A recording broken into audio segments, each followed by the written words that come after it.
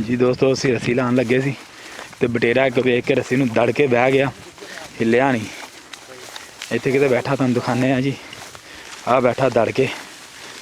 ਉਹ ਐਨਕ ਵੀ ਮੇਰੀ ਡਾਤੀ ਆ, ਖਲੋ ਜਾ ਲੈ, ਉਹ ਬੈਠਾ ਹੋਗਾ, ਖਲੋ ਜਾ। ਉਹ ਠੀਕ ਆ, ਬੈਠਾ ਦਿਖਦਾ ਇਹ ਬੈਠਾ ਜੇ, ਇਹ ਦੇ ਬੈਠਾ ਜੀ। ਇਹ ਦੋਲੇ ਦੋਸਤੋ ਅਸੀਂ ਰੱਸੀ ਲਾ ਰਹੇ ਸੀ, ਰੱਸੀ ਵੀ ਉੱਤੋਂ ਨੰਗਾਤੀ, ਜਾਲ ਵੀ ਉੱਤੋਂ ਨੰਗਾਤਾ ਤੇ ਉੱਡਿਆ ਨਹੀਂ। ਤੇ ਇਹ ਬੈਠਾ ਜੀ, ਨਹੀਂ ਫੜਨਾ ਨਹੀਂ ਖੁੱਲਿਆ। ਇਹ ਦੇਖ ਲਓ, ਅਗਲਾ ਚ ਕਿਹੜਾ ਨਹੀਂ ਫੜਨਾ। 1 ਮਿੰਟ ਝੱਟ ਦੀ ਵੀਡੀਓ ਬਣਾਉਂਦੇ ਯਾਰ, ਮੈਂ ਦੇਖ ਲੈਂਦੇ ਕਰਦਾ ਕੀ ਹੈ। ਇਹ ਹਿਸਾਬ ਨਾਲ ਕਿਤੇ ਨਿਕਲ ਹੀ ਨਾ ਇਹ ਜਾਵੇ। ਬਟੇਰੇ ਦਾ ਕੱਦ ਵੀ ਬੜਾ, ਜਾਲ ਤੋਂ ਢਿੱਲਾ ਰਹਿਣ ਦਿਓ।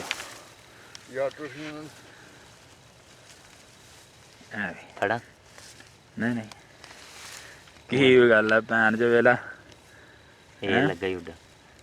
ਫੜ ਲਾ ਯਾਰ ਵੀ, ਸੀਲ ਫੜ ਲਾ।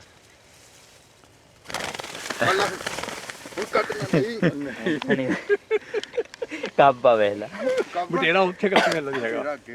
ਕਾਬਾ ਵੇਖ ਲਓ ਦੋਸਤੋ, ਹੈਗੀ ਵੀ ਮਾਦੀ, ਟੋਡੀ ਵੀ ਨਹੀਂ। ਐਵੇਂ ਤੇ ਜੀ ਦੋਸਤੋ ਸਾਨੂੰ ਕਮੈਂਟਸ ਕਰਕੇ ਦੱਸਣਾ ਕਿ ਏਡੇ ਖੋਚਰੀ ਬਟੇਰੇ ਵੀ ਹੁੰਦੇ ਨੇ।